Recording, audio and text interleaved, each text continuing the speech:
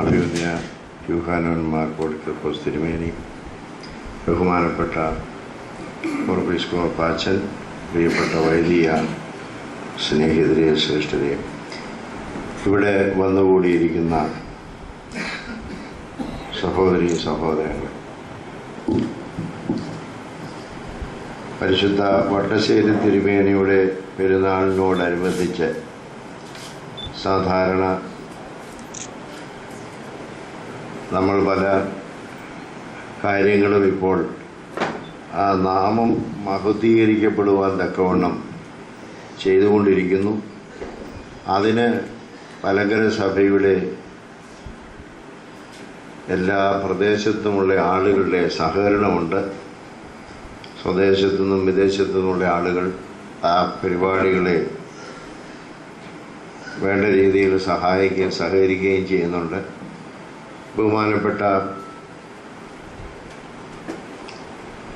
കുര്യാക്കോസ് അച്ഛൻ ആ കാര്യത്തിൽ വളരെ ശ്രദ്ധിച്ചുകൊണ്ടിരിക്കുന്നു എന്നുള്ളതിൻ്റെ ഉത്തമമായ ഒരടയാളമാണ് ഈ പ്രഭാഷണ പരമ്പരയുടെ ആരംഭം. ഇങ്ങനെ ഒരു പരിപാടി ഇവിടെ നടക്കുമ്പോൾ അതിൽ ഉദ്ഘാടനം എന്നുള്ളതാണ് ആദ്യം എന്നോട് പറഞ്ഞത്. അപ്പോൾ എന്തെങ്കിലും പറഞ്ഞിട്ട് പോയാൽ മതിയെന്ന് ഞാൻ വിചാരിച്ചു. അത് കഴിഞ്ഞപ്പോഴാണ് പരിശുദ്ധ ബാബാതിരുമേനി ഉദ്ഘാടനം ചെയ്യുന്നുണ്ട്, അതുകൊണ്ട് പ്രഭാഷണത്തിൻ്റെ ആദ്യമുള്ള ഭാഗം നടത്തണമെന്ന് പറഞ്ഞത്.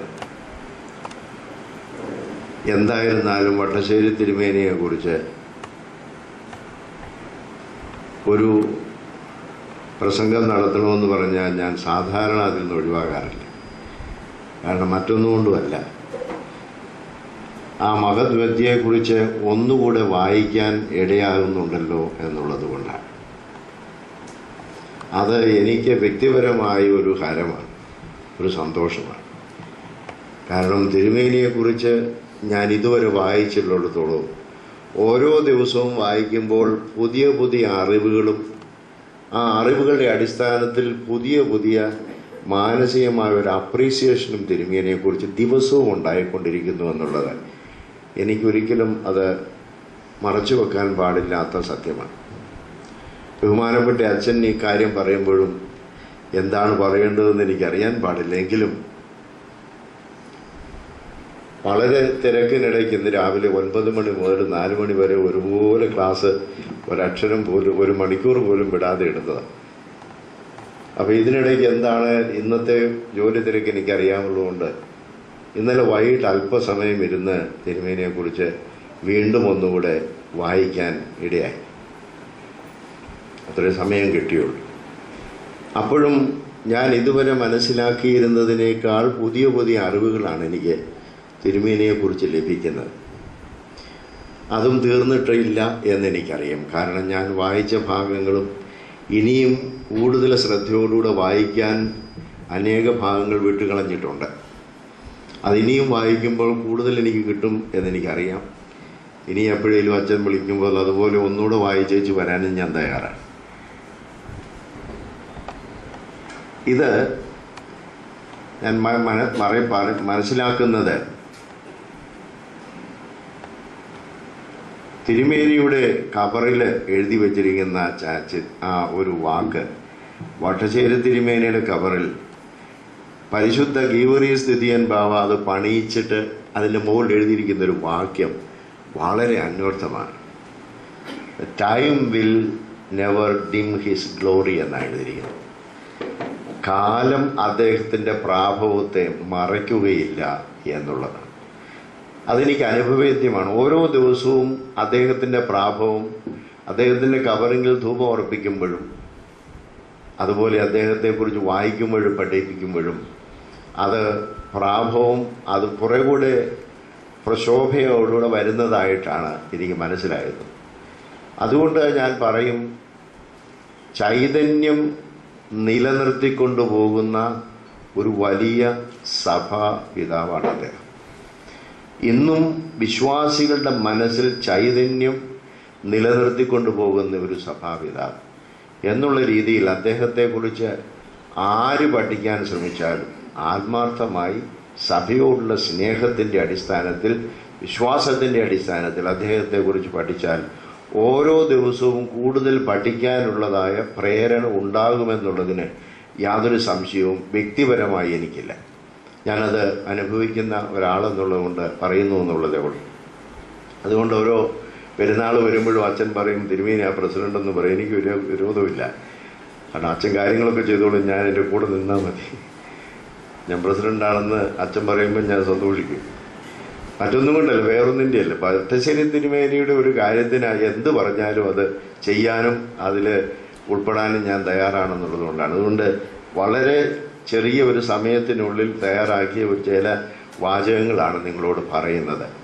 ഒന്നാമത്, ഞാൻ കുറേ അപ്രീസിയേഷൻസ്, തിരുമേനി ആരാണെന്നുള്ളത് ഒരു അപ്രീസിയേഷൻസ് പല കാര്യങ്ങൾ പലരിൽ നിന്ന് കിട്ടിയതും കണ്ടിട്ടുള്ളതല്ലല്ലോ, ഞാൻ വായിച്ച് മനസ്സിലാക്കിയിട്ടുള്ളതും ചരിത്രത്തിൽ നിന്നുമായി എനിക്ക് കിട്ടിയ കുറേ അപ്രീസിയേഷൻസ് പറയും. രണ്ടാമത്, സ്വാതന്ത്ര്യത്തിനു വേണ്ടി, മലങ്കര സഭാ സ്വാതന്ത്ര്യത്തിനു വേണ്ടി 1908 മുതൽ, അതായത് അദ്ദേഹം മെത്രാപ്പൊലീത്താകുന്ന കാലം മുതൽ 1934 അദ്ദേഹം കാലം ചെയ്യുന്നത് വരെയുള്ള കാലഘട്ടത്തിൽ അദ്ദേഹം കടന്നുപോയ ചില നിർണായക നിമിഷങ്ങളെക്കുറിച്ച് പറയും. ഈ രണ്ട് കാര്യങ്ങളാണ് ഞാൻ ഈ പ്രഭാഷണത്തിൽ ഉദ്ദേശിക്കുന്നത്. ഈ പ്രഭാഷണത്തിൻ്റെ ഒരു ഹെഡിങ് തന്നെ എൻ്റെ മനസ്സിൽ തോന്നിയത്, പരശുദ്ധ വട്ടശ്ശേരി തിരുമേനി മലങ്കര സഭയുടെ മോശ എന്നുള്ളതാണ്. മലങ്കര സഭയെ സ്വാതന്ത്ര്യത്തിൻ്റെ പാലും തേനും ഒഴുകുന്ന കനാൻ നാട്ടിലേക്ക് നയിച്ച ധീരനായ മോശ. ഇതാണ് അദ്ദേഹത്തെക്കുറിച്ച് എൻ്റെ മനസ്സിൽ ഇന്നലെ ആ ഭാഗം വായിച്ചപ്പോൾ. ഓരോ ദിവസവും ഓരോ തരത്തിലുള്ള അപ്രീസിയേഷൻസ് വരുന്നുണ്ട്. അപ്പോൾ അതുപോലെ ഇന്നലെ എനിക്ക് അത് പല പുസ്തകങ്ങളിൽ നിന്നുമൊക്കെ ആയിട്ട് വായിക്കാൻ കഴിഞ്ഞ ഒരു കാര്യം അതാണ്. പട്ടശ്ശേരി തിരുമേനിയെക്കുറിച്ച് പറയുമ്പോൾ ഒരു ബഹുമുഖ പ്രതിഭ എന്നാണ് അദ്ദേഹത്തെ വിശേഷിപ്പിക്കാനായിട്ട് സാധിക്കുന്നത്. അതുകൊണ്ട് തന്നെ പലതരത്തിലുള്ള കഴിവുകൾ അദ്ദേഹത്തിന് ഉണ്ടായിരുന്നു. മലങ്കര സഭയ്ക്ക് ഇന്നുവരെയുള്ള അതിൻ്റെ ചരിത്രത്തിൽ അദ്ദേഹത്തെ പോലെയുള്ള ഒരു അമൂല്യ നിധി സഭയ്ക്ക് ലഭിച്ചിട്ടുണ്ടോ എന്ന് ഞാൻ സംശയിക്കുന്നു. അത്രമാത്രം ശ്രേഷ്ഠനാണ് വട്ടശ്ശേരി തിരുമേനി. ഭൗതിക ആത്മീയ തലത്തിൽ പരിമല തിരുമേനിയെ മാറ്റി നിർത്തിക്കൊണ്ടല്ല ഞാൻ പറയുന്നത്. അത് നമുക്കെല്ലാവർക്കും വളരെ ശ്രേഷ്ഠമായി നമുക്ക് എല്ലാം ഉയരത്തിൽ നിൽക്കുന്ന ഒരാളാണ്. വട്ടശ്ശേരി തിരുമേനിയുടെ പോലും ഗുരുവും മാർഗദർശിയും ഒക്കെയാണ്. അദ്ദേഹത്തെ ഒരിക്കലും വട്ടശ്ശേരി തിരുമേനിയായിട്ട് കമ്പയർ ചെയ്യാൻ നമുക്ക് സാധിക്കുകയില്ല. എന്നാൽ സാധാരണഗതിയിൽ മലങ്കര സഭയുടെ ആകമാന ഭരണം നടത്തിയിരിക്കുന്ന മലങ്കര മെത്രാപ്പൊലീത്തമാരിൽ ഇത്രയും ശ്രേഷ്ഠമായ ഒരു അമൂല്യനിധിയായിട്ട് വട്ടശ്ശേരി തിരുമേനിയെ പോലെയുള്ള ആരെയും കാണാൻ സാധിക്കുന്നില്ല. അത് മലങ്കര സഭയ്ക്ക് ലഭിച്ച ഒരു വലിയ ഭാഗ്യമായിട്ടാണ് ഞാൻ പറയുന്നത്. തൻ്റെ ജീവിതം മുഴുവനും മലങ്കര സഭയുടെ സ്വാതന്ത്ര്യത്തിനും തനിമയ്ക്കും സ്വത്വത്തിനും വേണ്ടി പ്രയത്നിച്ച അദ്ദേഹമാണ്. അദ്ദേഹത്തെ അങ്ങനെയുള്ള ഒരു സഭാസ്നേഹിയായിട്ടാണ് ഞാൻ മനസ്സിലാക്കുന്നത്. കാരണം ഈ സ്വാതന്ത്ര്യം എന്താണെന്ന് അനുഭവിക്കുവാൻ മാത്രമല്ല, അത് മറ്റുള്ളവർക്ക് അനുഭവിക്കണമെന്നുള്ളതായ താല്പര്യത്തോടുകൂടെ പ്രവർത്തിക്കുക എന്ന് പറയുന്നതും അതിൻ്റെ സ്വത്വം ഒന്ന് തിരിച്ചറിയുകയും ചെയ്യുക എന്ന് പറയുന്നത് എളുപ്പമുള്ള കാര്യമല്ല. പക്ഷെ അത് തിരിച്ചറിയുകയും അതിനുവേണ്ടി ജീവിതം മുഴുവനായി സമർപ്പിക്കുന്ന ഒരു നിമിഷം പോലും അതില്ലാതെ പോകുന്നില്ല എന്നുള്ളത് അദ്ദേഹത്തെ സംബന്ധിച്ചിടത്തോളം വലിയൊരു കാര്യമാണ്. മറ്റൊരു കാര്യം അദ്ദേഹത്തെക്കുറിച്ച് പറയുന്നത്, ഈ സ്വാതന്ത്ര്യ സമരത്തിൽ അദ്ദേഹത്തിന് ബഹുശതം പോരാളികളെ നേരിടേണ്ടതായി വന്നിട്ടുണ്ട്. എന്നാൽ ആ ബഹുശതം പോരാളികൾ അദ്ദേഹത്തിന് പുറത്തു നിന്നും അകത്തു നിന്നും ഒക്കെ നേരിടേണ്ടി വന്നപ്പോഴും ഒരു നിമിഷത്തിൽ പോലും അതിൽ അദ്ദേഹം തൻ്റെ ഉത്സാഹം വിടാതെ പ്രവർത്തിച്ച ഒരു മുന്നണി പോരാളിയായിട്ടാണ് അദ്ദേഹത്തെ കാണുന്നത്. ഒരു ദിവസം പോലും ഒരു നിമിഷം പോലും അദ്ദേഹത്തിന് ഏതെല്ലാം വിപരീത അനുഭവങ്ങൾ അദ്ദേഹത്തിൻ്റെ കൂട്ടു ട്രസ്റ്റിമാരിൽ നിന്നും മറ്റുള്ള ആളുകളിൽ നിന്നും ഒക്കെ ഉണ്ടായപ്പോഴും ഒരിക്കൽ പോലും ആ ഉത്സാഹം, ഈ സ്വാതന്ത്ര്യം എങ്ങനെയെങ്കിലും മലങ്കര സഭയ്ക്ക് സാധിച്ചെടുക്കണമെന്നുള്ള ഒറ്റ ദർശനത്തിൽ ഒരിക്കൽ പോലും അതിൽ നിന്ന് മാറാതെ നിന്ന ഉത്സാഹം, തളർന്നു പോകാത്ത ഉത്സാഹമുണ്ടായിരുന്ന ഒരു മുന്നണി പോരാളി എന്നാണ് അദ്ദേഹത്തെക്കുറിച്ച് ഒരു അപ്രീസിയേഷൻ പറയാനുള്ളത്. എന്നാൽ ഇത് അദ്ദേഹത്തിന് എങ്ങനെ സാധിച്ചു എന്ന് ചോദിച്ചാൽ, ഈ തളരാത്ത ഉത്സാഹം സാധിച്ചത് അദ്ദേഹത്തിൻ്റെ പ്രാർത്ഥനാ ജീവിതത്തിൽ നിന്നാണ്. പ്രാർത്ഥനാ ജീവിതത്തിലും കഠിനമായ ഉപവാസത്തിൻ്റെയിലും കൂടെ കരുത്താർജിച്ചിട്ടാണ് അദ്ദേഹം ഇപ്രകാരം ഈ ഒരു വലിയ പോരാട്ടത്തെ ശക്തമായി നേരിടുകയും തളരാതെ മരിക്കണം വരെയും ഉത്സാഹത്തോടെ നിൽക്കുവാൻ സാധിക്കുന്നെന്നുള്ളറിയാം. പിന്നീടുള്ള ചില മോമെന്റ്സ് നമ്മൾ പറയുമ്പോൾ അത് ഞാൻ വിശദീകരിക്കുന്നുണ്ടെങ്കിലും ആരംഭിച്ചു എന്നുള്ളത്. മറ്റൊരു കാര്യം അദ്ദേഹത്തെക്കുറിച്ച് പറയുമ്പോൾ എനിക്ക് ഓർമ്മിക്കാനുള്ളത്, സ്വദേശത്തും വിദേശത്തും സഞ്ചരിച്ചപ്പോഴും മലങ്കര സഭയുടെ സ്വാതന്ത്ര്യത്തിനു വേണ്ടി അഹോരാത്രം പണിയെടുക്കുക എന്നുള്ളതാണ് അദ്ദേഹത്തിന്. ഇവിടെ യാത്ര ചെയ്തപ്പോഴും മർദീനിലേക്ക് പോയപ്പോഴും ഏത് സമയത്ത് പോകുമ്പോഴും അദ്ദേഹത്തിന് ഇതല്ലാണ്ട് വേറൊരു ചിന്തയില്ല. യാത്രക്കിടയിലെ ഒരു സംഭവമല്ല ഇത്. യാത്ര ചെയ്യുന്ന സമയത്ത് പല കാര്യങ്ങൾക്ക് വേണ്ടി യാത്ര ചെയ്യുന്നതിൻ്റെ ഇടയ്ക്ക് ഒരു സംഗതി മലങ്കര സഭയുടെ കാര്യം പറയുക എന്നുള്ളതല്ല. നേരെ മറിച്ച് യാത്രയ്ക്ക് വേറെ ഒരു ചിന്തയുമില്ല, വേറെ ഒരു കാര്യമില്ല. പണം സമ്പാദിക്കാനുമില്ല, നാട് കാണാനും പോകുന്നില്ല. അദ്ദേഹം പോകുന്ന സ്ഥലങ്ങളിൽ നാടെന്ന ഞാൻ പുതിയതായിട്ട് വന്നതല്ല, അത് കാണുക എന്നുള്ളതോ പണം സമ്പാദിക്കുക എന്നുള്ളതോ ആളുകളുമായിട്ട് വേറെ ഏതെങ്കിലും ആളുകളെ കാണാൻ പോവുകയോ സ്ഥലങ്ങൾ, ഇതൊന്നും അദ്ദേഹത്തിൻ്റെ ലക്ഷ്യത്തിലോ അജണ്ടയിലോ ഉള്ള കാര്യമല്ല. മലങ്കര സഭയുടെ സ്വാതന്ത്ര്യം അത് മാത്രമേ അദ്ദേഹത്തിന് ലക്ഷ്യമുള്ളൂ. അത് യാഥാർത്ഥ്യമാക്കുവാനുള്ള ഒരു ശ്രമം എന്നുള്ളതാണ്. ഇതിൽ അദ്ദേഹത്തിന് വിജയിക്കാൻ കഴിഞ്ഞതിൽ, ഈ സ്വാതന്ത്ര്യ സമരത്തിൽ വിജയിക്കാൻ കഴിഞ്ഞതിൽ ഒരു കാര്യമുണ്ട്. മലങ്കര സഭയിലെ വൈദികരെയും അൽമായ നേതൃത്വത്തെയും തൻ്റെ പിന്നിൽ കോർത്തിണക്കി നിർത്താൻ അദ്ദേഹത്തിന് കഴിഞ്ഞു എന്നുള്ളതാണ്. എത്രമാത്രം ആണ് എന്നുള്ളത് ഞാൻ അടുത്ത വിഷയം പറയുമ്പോൾ പറയാം. മലങ്കര സഭയിലെ വൈദികരെ മുഴുവനും ആത്മായക്കാരെയും തൻ്റെ പിന്നിൽ കോർത്തിണക്കി നിർത്താൻ കഴിഞ്ഞ ശ്രേഷ്ഠനായ ഒരു നേതാവാണ്. അദ്ദേഹത്തെക്കുറിച്ച് പറയുമ്പോൾ 4 കാര്യങ്ങളുടെ സമ്മളിത വ്യക്തിത്വമെന്നാണ് പറയുന്നത്. 4 കാര്യങ്ങളുടെ സമ്മളിത. ഒന്ന്, ability, sincerity, humility and unselfishness. 4 കാര്യങ്ങളുടെ is a blended personality of 4 values, 4 virtues.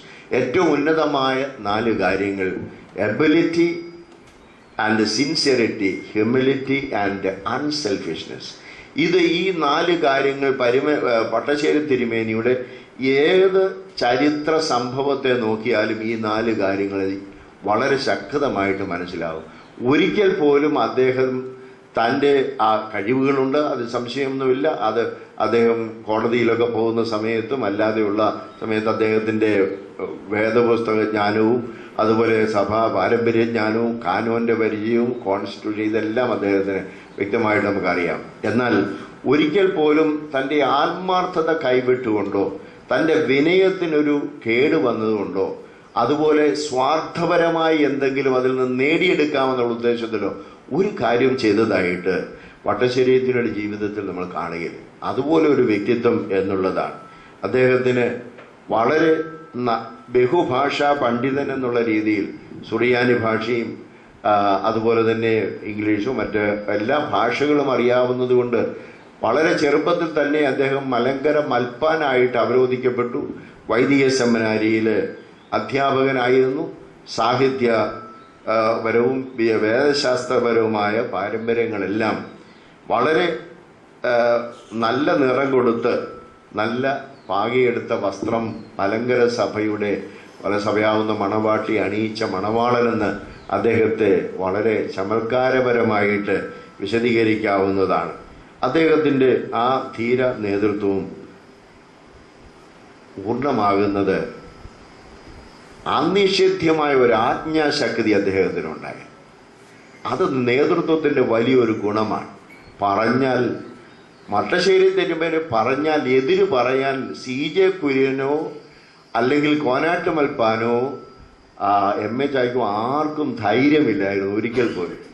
തിരുമേനി കേൾക്കാതെ പുറകിലിരുന്ന് വർത്താനം പറയുമെന്നുള്ളതല്ലാതെ നേരിട്ട് നിന്ന് തിരുമേനിയോട് പറയാൻ ഉള്ള കഴിവില്ല. അതിനുള്ള ആജ്ഞാശക്തി അദ്ദേഹത്തിന് ഉണ്ടായിരുന്നു എന്നുള്ളതാണ് വട്ടശ്ശേരി തിരുമേനിയുടെ ചരിത്രത്തിൽ നമ്മൾ പഠിക്കുന്നവ. അവസാനമായിട്ട് അദ്ദേഹത്തിൻ്റെ അപ്രീസിയേഷൻ പറയുമ്പോൾ ഒരു കാര്യം കൂടെ പറഞ്ഞ് ഞാൻ ആ ഭാഗം അവസാനിപ്പിക്കുകയാണ്. കപടഭക്തി ഒട്ടും തൊട്ട് തീണ്ടിയിട്ടില്ലാത്ത ഒരു പരിശുദ്ധനായിരുന്നു അദ്ദേഹം. ഒരിക്കൽ പോലും അദ്ദേഹം ദീർഘമായി പ്രാർത്ഥിക്കുന്നത് ആരും കാണാതിരിക്കാൻ രാത്രിയുടെ എല്ലാവരും ഉറങ്ങുന്ന സമയത്ത് മദ്ബഹായി കയറി അവിടെ നിന്ന് പ്രാർത്ഥിക്കുക. ഒരുത്തരും കാണുകയില്ല തിരുമേനി എവിടാണെന്ന് അറിയാം. കാരണം മദ്ബായിൽ കയറണമെങ്കിൽ പിന്നെ എത്ര അച്ഛന്മാരോ അച്ഛന്മാരില്ലെങ്കിൽ മറ്റുള്ളവരുണ്ട്. അപ്പോൾ അതുപോലെ രഹസ്യമായ പ്രാർത്ഥനാ ശക്തി, അതുപോലെ ഒരിക്കൽ പോലും ഭക്തി എന്നുള്ളത് പുറമേ അദ്ദേഹം കാണിച്ചിരുന്നില്ല. CF ആൻഡ്രൂസിൻ്റെ ചരിത്രത്തിൽ പറയുന്ന അദ്ദേഹം 2 പ്രാവശ്യം തിരുമേനിയുടെ, CF ആൻഡ്രൂസ് ആരാണെന്ന് നമുക്കറിയാം, അദ്ദേഹം 2 പ്രാവശ്യം തിരുമേനിയുടെ മുമ്പിൽ വന്ന് മുട്ടുകുത്തി തലയിൽ കവിച്ച് പ്രാർത്ഥിക്കണം. അത്ര ഉന്നതനായിരുന്ന ഒരു വ്യക്തി അപ്പോൾ ആവശ്യപ്പെട്ടു എന്ന് പറഞ്ഞാൽ അത്രമാത്രം പരിശുദ്ധിയുടെ പരിമളം പരത്തിയതായ പരിശുദ്ധനാണ് അദ്ദേഹം.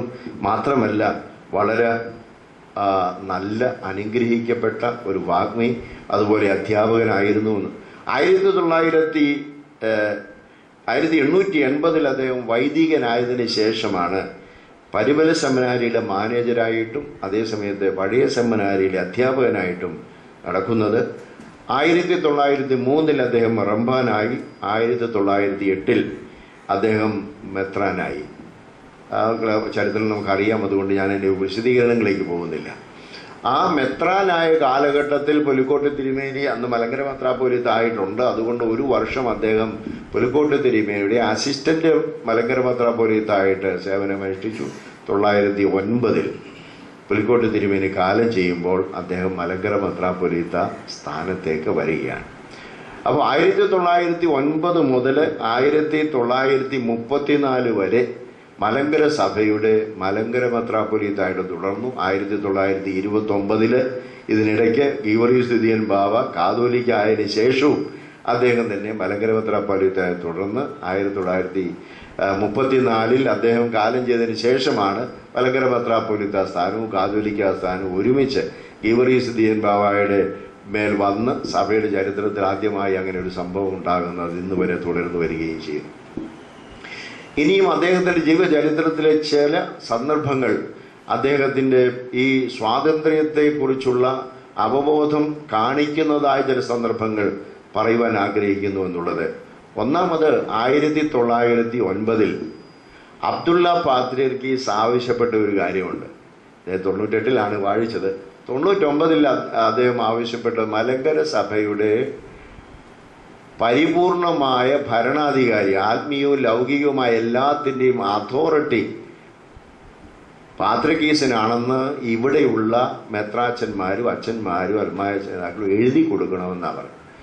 അതിൽ MA ചാക്കോയും അതുപോലെ EJ ജോണും വട്ടശ്ശേരി തിരുമേനിയും സാധിക്കുകയില്ല എന്ന് പറഞ്ഞു. CJ കുര്യൻ പറഞ്ഞു കുഴപ്പമില്ല എഴുതി കൊടുത്താലും എന്ന് പറഞ്ഞു. അങ്ങനെയാണ് ഡ്രിഫ്റ്റിൻ്റെ അല്ലെങ്കിൽ ഈ വഴക്കിൻ്റെ ഒരു ആരംഭമെന്ന് പറയാൻ സാധിക്കുന്നത്.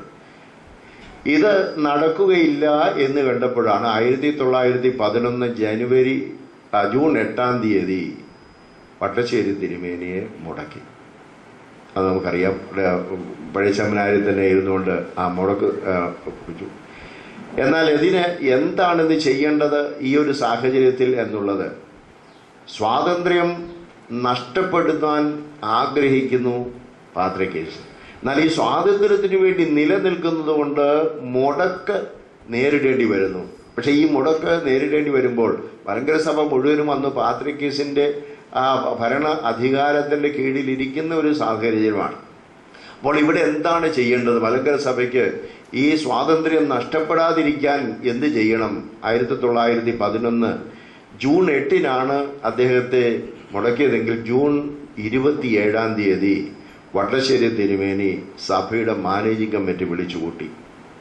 ഈ മാനേജിംഗ് കമ്മിറ്റിയിൽ, അതാണ് ഞാൻ മുമ്പേ പറഞ്ഞത്, വൈദികരും അവൈദികരുമായ സർവരും വളരെ അങ്കുലീപരിമിതമായി കുറച്ച് പേരും മാത്രം വ്യത്യസ്തമായി CJ കുര്യൻ്റെ കൂടെ നിന്ന് അഭിപ്രായം പറഞ്ഞു എന്നുള്ളതല്ലാതെ ബാക്കി മുഴുവൻ വൈദികരും അൽമായക്കാരും ഒരുമിച്ച് ചേർന്ന് പാത്രിക്കീസിന്റെ മുടക്ക് നമ്മൾ അംഗീകരിക്കേണ്ട ആവശ്യമില്ല എന്ന് പറഞ്ഞ് ധൈര്യം കൊടുത്തത് ആ മാനേജിംഗ് കമ്മിറ്റിയാണ്. 1911 ജൂൺ 27 മാനേജിംഗ് കമ്മിറ്റിയാണ്.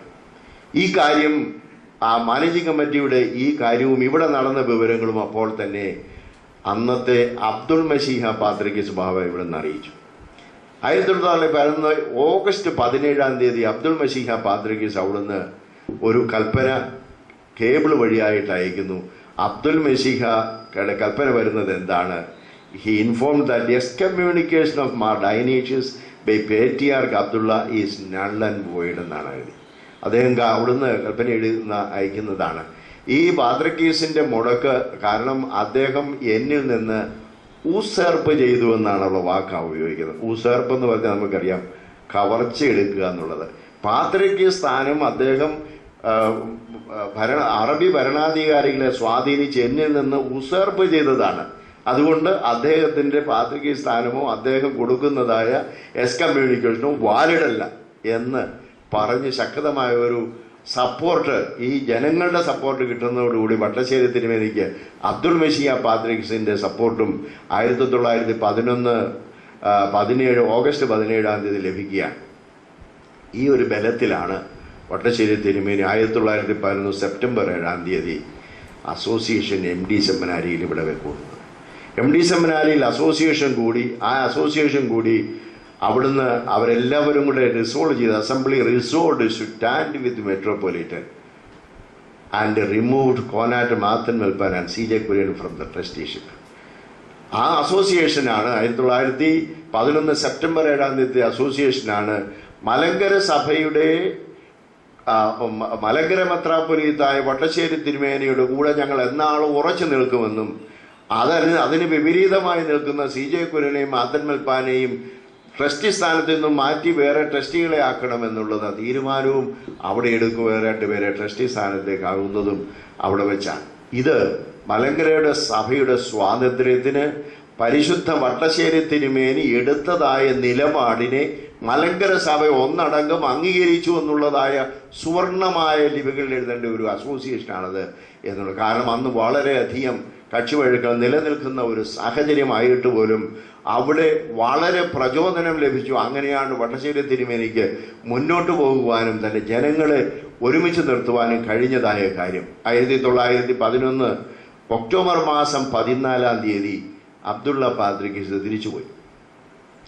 അദ്ദേഹം തിരിച്ച് യെരുശലേമിൽ ചെന്നുവെന്നും അദ്ദേഹത്തെ അവിടെ കബറടക്കിയെന്നുമാണ് പറഞ്ഞിട്ടുള്ളത്. എന്നാൽ യെരുശലേമിൽ പോയിട്ടുള്ള ആരും ഇതുവരെയും അദ്ദേഹത്തിന്റെ കബറിടം അവിടെ കണ്ടിട്ടില്ല. അദ്ദേഹം അവിടെ കബറടങ്ങിയിട്ടുണ്ടെന്നാണ് പറയുന്നത്. ഇങ്ങനെ പോയി 1911 14 ഒക്ടോബറിൽ പോയിട്ട്, പക്ഷേ നമ്മൾ ഇതുവരെ ആരും കണ്ടതായിട്ട് അറിവില്ല. എന്നാൽ ഇത് കഴിഞ്ഞിട്ട് ഉടൻ തന്നെയാണ് 1912 ജൂൺ 13 അബ്ദുൽ മശീഹ പാത്രിക്കീസ് നമ്മുടെ ഇവിടുത്തെ റിക്വസ്റ്റ് അനുസരിച്ച് അദ്ദേഹം ഇവിടെ വരുന്നു. അബ്ദുൽ മശീഹ പാത്രിക്കീസ് കേരളത്തിൽ വന്ന് ആദ്യമായിട്ട് അബ്ദുൽ മശീഹ പാത്രിക്കീസ് ചെയ്തത് സെപ്റ്റംബർ 10 1912 സെപ്റ്റംബർ 10 പുറിച്ചി ബാവയിലെ പുന്നൂസറമ്പാനെ ഗീവറിയൂസ് മാർ ഗ്രിഗോറിയോസ് എന്ന പേരിൽ വാഴിക്കുകയാണ് ചെയ്തത്. അങ്ങനെ വാഴിച്ചതിന് ശേഷം ആണ് അദ്ദേഹം മുറിപറ്റത്തിൽ ബാവായെ ആദ്യമായിട്ട് ഈ മലങ്കര മെത്രാപ്പൊലീത്തായിട്ടും കാതോലിക്കായിട്ടും 17 സെപ്റ്റംബർ 17 1912 അദ്ദേഹം കാതോലിക്കായിട്ട് ആദ്യമായി ഇത് വട്ടശ്ശേരി തിരുമേനിയും ഗീവറിയൂസ് ഗ്രിഗോറിയോസ് തിരുമേനിയും മുറിമറ്റത്തിൽ ബാവായും ഇതിൽ മുറിമറ്റത്തിൽ ബാവായെ കാതോലിക്കായിട്ടാക്കുന്നതായ ആ വലിയ സ്ഥാനം എന്ന് പറയുന്നത് വട്ടശ്ശേരി തിരുമേനി സ്വപ്നം കണ്ടതായ സ്വപ്നത്തിൻ്റെ യാഥാർത്ഥീകരണമാണ്. അതിൽ കൂടുതലൊരു സ്വപ്നം അദ്ദേഹത്തിന് ഇല്ലായിരുന്നു. ഈ മലങ്കര സഭയ്ക്ക് പാത്രികേസിന് എന്തെല്ലാം അധികാരമുണ്ടോ അതെല്ലാം ഇവിടുത്തെ കാതോലിക്കായ്ക്കും ഉണ്ട്. മോറാൻ കൂതാ ചെയ്യുന്നതിനും ഇവിടുത്തെ മെത്രാന്മാരെ തിരഞ്ഞെടുക്കുന്നതിനും വാഴിക്കുന്നതിനും അവരെ നിയമിക്കുന്നതിനും സർവ്വ അധികാരങ്ങളും കാതോലിക്കായ്ക്കുണ്ട്. ഇവിടുത്തെ സുന്നതദോസിന് അധികാരമുണ്ട് എന്നുള്ളതായ ആ കൽപ്പന നമുക്കറിയാം. സമുദായ കേസിൽ എല്ലാ എക്സിബിറ്റ് 14 എന്ന് പറയുന്ന കൽപ്പന അത് ലഭിക്കാൻ കാരണമായിരുന്നു. ഇതിലാണ് വട്ടശ്ശേരി തിരുമേനിയുടെ സ്വാതന്ത്ര്യ ബോധം പൂവണിയുന്ന ഒരു കാലം എന്ന് അതിനെ നമുക്ക് വിശദീകരിക്കാവുന്നതാണ്. അബ്ദുൽ മസീഹ അതിനുശേഷം 1913 ഫെബ്രുവരി 10 അബ്ദുൽ മസീഹ ഗീവർഗീസ് ഫീലിക്സിനോസ്, അതായത് വള്ളിക്കാട്ട് ബാവായെ മെത്രാനാക്കി. അദ്ദേഹമാണ് രണ്ടാമത്തെ കാതോലിക്കായിട്ട് 1925 വരുന്നത്. അദ്ദേഹത്തെ കാതോലിക്കാക്കി. ഇതിവിടെ വട്ടശ്ശേരി തിരുമേനി ഇരിക്കുന്നതായ സമയത്ത് നടക്കുന്ന ഒരു സംഭവമാണ്. എന്താ അവിടെ നമ്മൾ കാണുന്നത്? വട്ടശ്ശേരി തിരുമേനിയുടെ സാന്നിധ്യത്തിൽ ഈ ഗീവർഗീസ് ഫീലിക്സിനോസ് തിരുമേനിയെ കാതോലിക്ക ആയിട്ട് വാഴിക്കുന്നതായ സമയം 1912 നമുക്ക് ലഭിച്ചതായ സെപ്റ്റംബർ 17 നമുക്ക് ലഭിച്ച കൽപ്പന എന്ന് പറയുന്നത് ഇവിടുത്തെ മെത്രാൻ തിരഞ്ഞെടുക്കുന്നതും കാതോലിക്ക തിരഞ്ഞെടുക്കും ഇവിടുത്തെ എല്ലാം ചെയ്യാനുള്ള അധികാരം ഈ മലങ്കര സഭയ്ക്ക് ഉണ്ടെന്നുള്ളത് അങ്ങോട്ട് പ്രാവർത്തികമാക്കുകയായിരുന്നു. ഞങ്ങളുടെ ധൈര്യം കാണിച്ചു. ഇതിന് പാത്രികേസിന്റെ ആവശ്യം ഇവിടില്ല. ഇവിടെ കാതോലിക്കയെ വാഴിക്കേണ്ടത് ഇവിടുത്തെ കാതോലിക്കായ്ക്കും സുന്നതദോസിനും അധികാരമുണ്ടെന്നുള്ളത് യാഥാർത്ഥ്യമാക്കുക. അതാണ് വട്ടശ്ശേരി തിരുമേനിയുടെ ബോധം, ആ സ്വാതന്ത്ര്യ ബോധം. ആ സ്വാതന്ത്ര്യം അരക്കിട്ട് ഉറപ്പിക്കുക.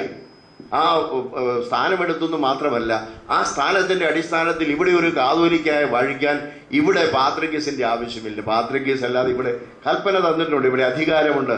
ആ സ്വാതന്ത്ര്യം നമ്മൾ ഇന്ന് എടുക്കുന്നില്ല എങ്കിൽ ആ സ്വാതന്ത്ര്യം പിന്നെ ഒരിക്കലും എടുക്കാൻ ഒക്കെയില്ല. അതുകൊണ്ട് ഒരിക്കലായിട്ട് എടുത്തെങ്കിൽ മാത്രമേ അത് പിന്നീട് നിലനിർത്താൻ സാധിക്കുന്നുള്ളൂ. ബോധ്യമായിക്കൊണ്ടാണ് ഗീവർഗീസ് ഫീലിക്സിനോസ് തിരുമേനിയെ 1925 അദ്ദേഹം കാതോലിക്കായിട്ട് വാഴിക്കുന്നത് കൂടി അദ്ദേഹത്തെ സംബന്ധിച്ചിടത്തോളം ഏറ്റവും വലിയ ഒരു സംഭവമായിരുന്നു നമുക്കറിയാം. 1913 മാർച്ച് 13 അബ്ദുൽ മസീഹ പാത്രികേസ് ഇവിടുന്ന് പോകുന്നത്. അദ്ദേഹം അന്ത്യോക്യയിൽ പോയി അദ്ദേഹത്തെ മർദീനിൽ കബറടക്കി. ഇന്നും മർദീനിൽ ചെന്നാൽ അദ്ദേഹത്തിന്റെ കബറിടം കാണാവുന്നതാണ്. അതിന് സംശയമൊന്നും പോയിട്ടില്ല. ഞാൻ പോയിട്ടില്ല, പക്ഷെ പോയിട്ടുള്ള ഒരു പറഞ്ഞ കാര്യം പറഞ്ഞു എന്നുള്ളതാണ്. എന്നാൽ ഇവിടെ ഒരു ഉടക്കുണ്ടാക്കിയിട്ടു ആരറിയാമോ? അബ്ദുള്ള പാത്രികേസ് ഇവിടുന്ന് പോകുന്ന സമയത്ത് ചെറിയൊരു ഉടക്കുണ്ടാക്കി. എന്താണെന്നറിയാം? അവിടുത്തെ റെസിഡന്റിന്, ബ്രിട്ടീഷ് റെസിഡന്റിന് എഴുതി കൊടുത്തു, വട്ടിപ്പണം എടുക്കാനായിട്ട് പൗലോസ് കൂറിലോസിനെയും അതുപോലെ മാത്തൻ മൽപ്പാനെയും CJ കുര്യനെയും അനുവദിക്കണമെന്നും പറഞ്ഞ പാത്രികേസിന്റെ എഴുതും. പാത്രികേസ് സഭയുടെ നേതാവാണ് എന്നുള്ളത് അദ്ദേഹം പോകുന്ന സമയത്ത് ഒരിക്കലും ഇവിടെ കാതോലിക്ക ഉണ്ടായിട്ടില്ല, കാതോലിക്ക സ്ഥാപനമില്ല. അപ്പൊ അദ്ദേഹം പോകുന്ന 11 അദ്ദേഹം പോകുന്ന സമയത്ത് അദ്ദേഹം ഇത് എഴുതി വെച്ചിരുന്നു. അതുകൊണ്ട് ഇവരത് സ്വീകരിക്കാനിടയായി. അപ്പോഴത്തേക്ക് ഇവിടെ അതിനെക്കുറിച്ച് ഡിസ്പ്യൂട്ട് ഉണ്ടായ വട്ടിപ്പണത്തിന്റെ കേസ് ആദ്യമായിട്ട് ജൂലൈ 1913 വട്ടിപ്പണത്തിന്റെ കേസ് സ്റ്റാർട്ട് ചെയ്തു. അത് വട്ടിപ്പണത്തിന്റെ കേസ് നമ്മളുമല്ല അവരുമല്ല സ്റ്റാർട്ട് ചെയ്ത്, സ്റ്റേറ്റ് സെക്രട്ടറിയാണ് സ്റ്റാർട്ട് ചെയ്തത്. State secretary, Travancore trade secretary ചെയ്യുന്നത്. ആരാണിത് റൈറ്റ് ഇൻകുംബന്റ് എന്ന് തെളിയിച്ച് അവർ വന്ന് വാങ്ങിക്കട്ടെ എന്നുള്ള വെച്ച് അതിലാണ് രണ്ടു കൂട്ടരും പോയി പറഞ്ഞു. പക്ഷേ നിർഭാഗ്യകരമെന്ന് പറയട്ടെ, 1923 മാർച്ച് 10 വട്ടിപ്പണ കേസ് ഹൈക്കോർട്ടിൽ പരിശുദ്ധ വട്ടശ്ശേരി തിരിക്ക് എതിരായിട്ട് പുറപ്പെടുവിച്ചു. അന്ന് വീരരാഘവ അയ്യങ്കാരുടെ വിധിയാണ് അവിടെ വരുന്നത്.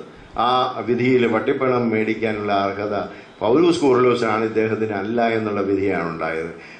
കാരണം ഇദ്ദേഹം വേറൊന്നുമല്ല, മലങ്കര മെത്രാപ്പൊലീത്ത അല്ലെന്നല്ല പറയുന്നത്. മലങ്കര മെത്രാപ്പൊലീത്ത എക്സ്കമ്മ്യൂണിക്കേറ്റഡ് ആണ്.